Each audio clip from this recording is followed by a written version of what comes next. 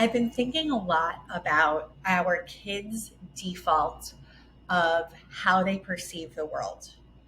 The most resilient learners I know are kids who think probably everything's going to be fine. Probably I've got this. And if I don't got it, I'll figure it out on the back end.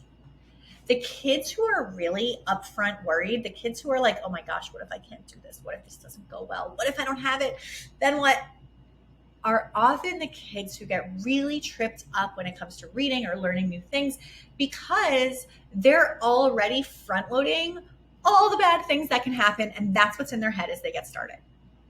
And this is really common. This is common for all of us. Like, I step on the train and like sometimes I just like picture myself kind of like falling off the train.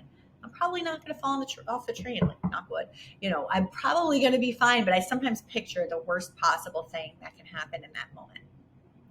And so I have a 1 year old right now, and she's learning to walk.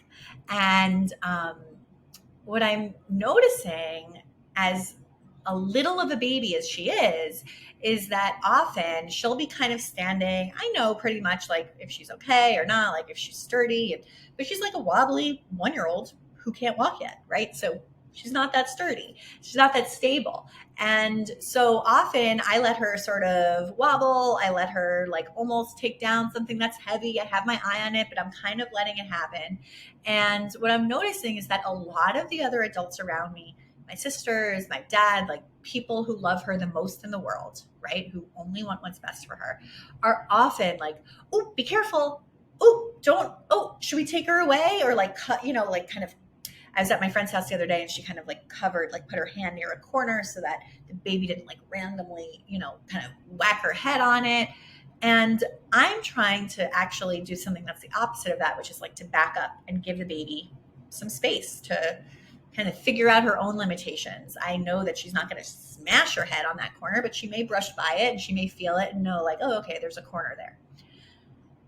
It is so important for me to see her trust herself.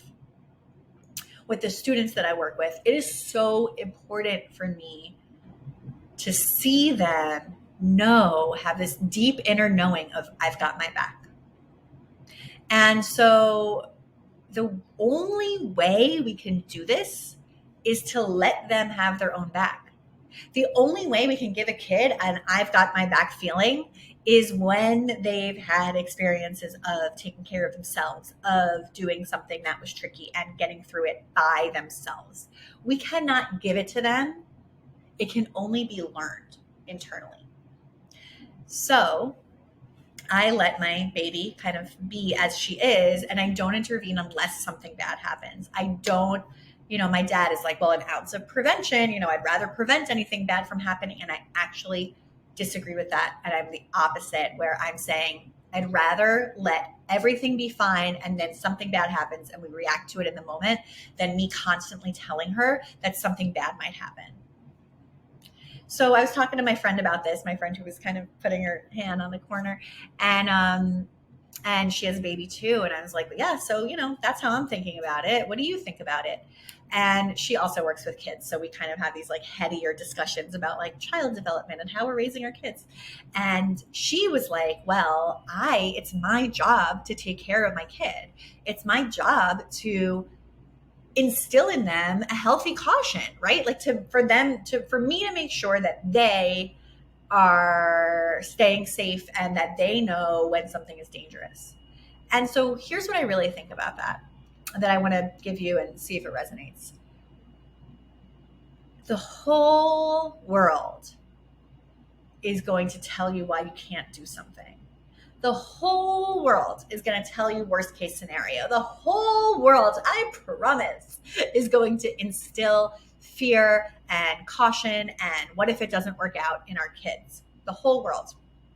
And so what I'm trying to do, what I encourage you to do, is to be the other side of the coin, to be the voice that says, hey, maybe nothing bad will happen, and if something does, we'll deal with it then. Be the voice that says, probably everything's fine. See how that goes.